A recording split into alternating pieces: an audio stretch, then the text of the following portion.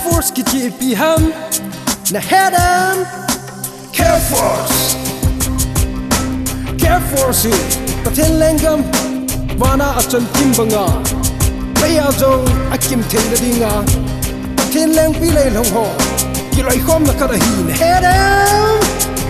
CAREFORCE United Kingdom, England, Scotland, Wales, Northern Ireland gamsunga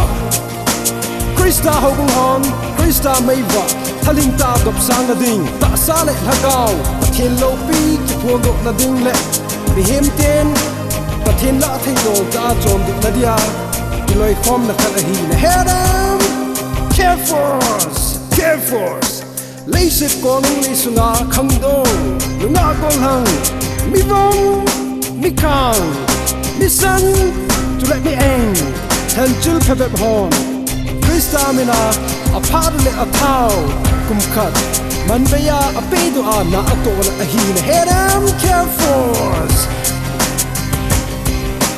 Amimal him ko to simle kipi na dolin mun chom choma hobung care home chule adang danga ki to sa ahive pathen mapui na jalin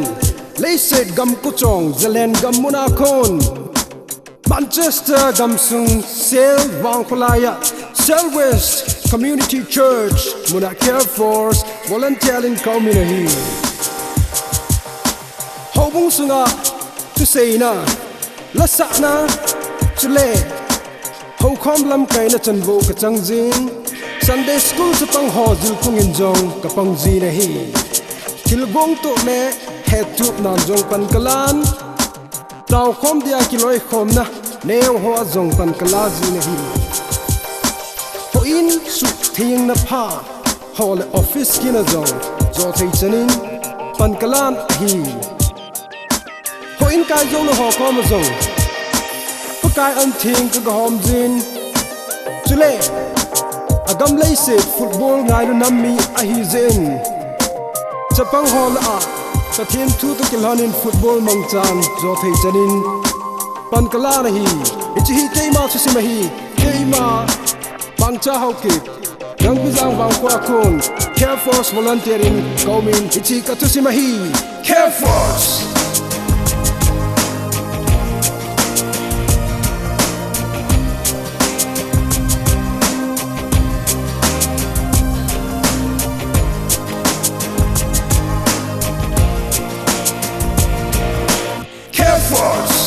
CAREFORCE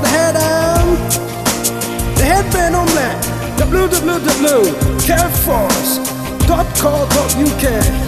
Juven the headband in the heat CAREFORCE pathen in pate bozing tahan CAREFORCE